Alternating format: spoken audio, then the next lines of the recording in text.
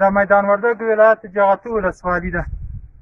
یاده ولسوالي د اهمیت او موقعیت په لحاظ باندې خورا ستراتیژیکه ولسوالي له تېرو 23 ورځو د مجاهدینو لخوا محسن نصرت په برکت باندې د دې ولسوالۍ لسګونه عسکر او له مختلفو ثقیله او خفیفه اسلحو سره مجاهدینو ته تسلیمېږي.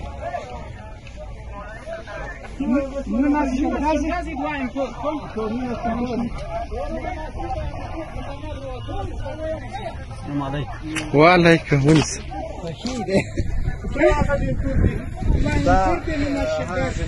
او د څو پیکوي دي؟ 3 ډوله پیکوي دي. تقریبا د 4-5 د محاصرې وروسته دغه عسکر تسلیم شول او اسلحې دا د دوی هغه شوبلې ټانګان دي چې د قرارګاه په داخل کې د مجاهدینو د رسا بریدونو لاندې راغلي دي. د میدان وردګ ولایت جغتو ولسوالي تاسو په سکرین باندې مشاهده کوئ. یا د ولسوالي چې لله نن د افغانستان اسلامي امارت کلمه دار بیرغ ورباندې رپي. تاسو ګورئ څومره لویه ولسوالي ده. دا ځای د امریکایانو لوی بیس دلته وه. لله الحمد اوس افغانستان د اسلامي امارت مجاهدین دلته ګشت او ګام کوي.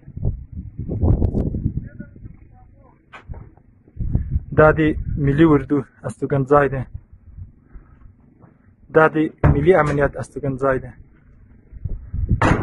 دا د پولیس استوګنځای دی. 2 تعمیر یې لرل چې دا کوم تعمیر تاسو په سکرین باندې مشاهده کوئ. د دې په څنګ کې دا ړنګ تعمیر د مجاهدینو له طرفه د تونل په وسیله باندې انفجار شو. باید ووایو په سکرین باندې چې تاسو کوم کلي او شنه فصلونه مشاهده کوئ د ولسوالۍ د ړندو مرمیو له امله ټول له خپلو کورونو مهاجر شوي وو. همداشان د ولسوالۍ څنګ ته چې تاسو په سکرین باندې لوی بازار مشاهده کوئ. دا د دوی د ړندو مرمیو د دوی د وحشتونو له امله ټول تخریب شه او ړنګ شه.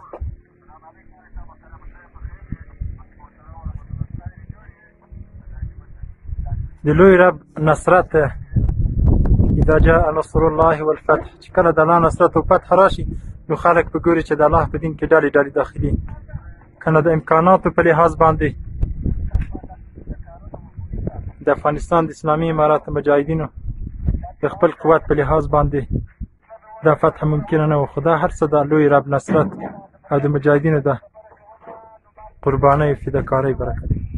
پروت موتوري ته اشغال د استقلال د لوی مولا صاحب خوشحال د استقلال د غواړولای منصوري اراده کولای آزادۍ ته پر سرشال د استقلال د آزادۍ ته د ګلونو شهیدانو هر کلی د استقبال د استقلال د غږ اوچت د حقانی جلال الدین دی په تکبیر کی جلال د استقلال دی غږ اوچت د حقانی جلال الدین دی په تکبیر کی جلال د استقلال دی چراغلی سوکنو لاری شتری رکی شوبلی الوزی اولویگی الوتکی نچاغلی تکبیرونا کرل دغرونو نچاخ پلیکلی زمونگ د سجدو زمکی پریرا ٹولی ورت ٹولی پرگنیشی لپردیو سخاو باسی بنکی د بازالکی نافذ دی دا قانون چی د پردیو ژوند محال د استقلال دی د بازار کې نافذ دی د قانون